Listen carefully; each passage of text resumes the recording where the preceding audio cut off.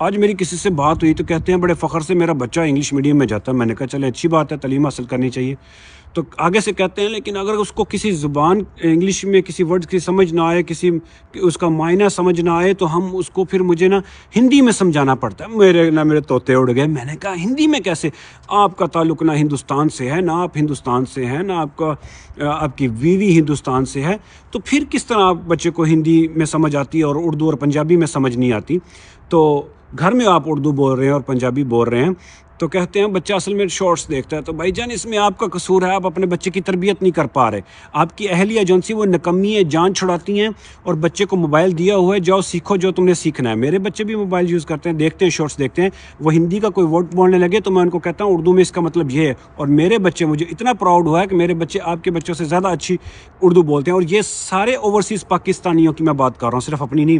ہم یہاں اپنے بچوں کو قرآن بھی خود پڑھاتے ہیں, دین کی تعلیم بھی خود دیتے ہیں, ان کو ہم اردو بھی سکھاتے ہیں, پنجابی بھی سکھاتے ہیں, پشتو بھی سکھاتے ہیں, بلوچی, سندھی, کشمیری, بلتی, جو بھی کسی کی مادری زبان ہے وہ بھی سکھاتا ہے, اور ساتھ میں نیشنل زبان بھی سکھاتا ہے.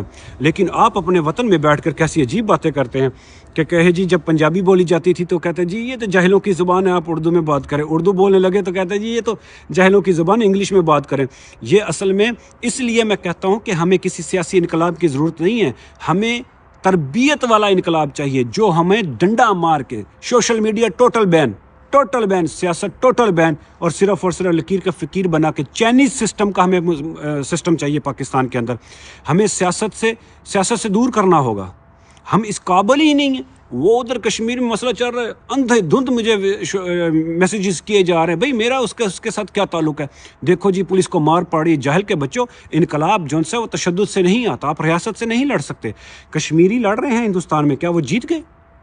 آپ اپنے ہی ملک سے, اپنے ہی موسموں کے خلاف ویڈیوز بنا رہے ہیں, اس کی کرنسی کے خلاف بات کر رہے ہیں, اور وہی بندہ مجھے ویڈیو بھیج رہا ہے اور ساتھ میں اپنے بچے کی تعریف کر رہا ہے. اور جب میں نے اس کو بولا کہ ہندوستان میں بھی تو یہ مسائل ہیں, تو کہتا ہے ہمیں کسی کے مسئلے پہ بات نہیں کرنی, ہمیں اپنے مسئلے کو اجاگر کرنا ہے, اس پہ بات کرنی ہے, اس کو درست کرنا ہے. میں نے کہا اچھا ٹھیک ہے. میں نے کہا وہ راجناتھ نے بیان دیا ہے کہ پاکستانی آپس میں لڑ رہے ہیں بھائی تو فائدہ تیسرے بندے کو ہوگا. تو کہتے ہیں ظاہری بات ہمارے اندر اگر ہم دشمن کو موقع دیں گے بات کرنے کا تو وہ کرے گا.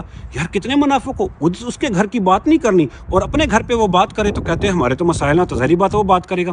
یار بڑے ہی میں معذرت کے ساتھ کہتا ہوں, ایک نمبر کے گمراہ اور چوتیے لوگ ہو. تم لوگ اس قابل نہیں ہو کہ تم لوگ آزادی, تم غلام ہو. تمہارے پاس ملک ہے, گھر ہے, سب کچھ ہے, نہ تم اپنے بچوں کو خود قرآن پڑھا پا رہے ہو, نہ ان کو اسکول کی ایجوکیشن دے پا رہے ہو, نہ اپنی مادری زبان سکھا پا رہے ہو, ٹھیک ہے, نہ ان کو کردار سکھا پا رہے ہو, نہ ان کی تربیت کر پا رہے ہو, اور تم لوگ سیاست کی بات کرتے ہو. یار تمہارا کہاں پہ حق بنتا ہے سیاست پہ بات کرنا؟ تمہیں تو جوتے پڑنے چاہیے صبح شام, اور جو ٹھیک پا رہے ہیں.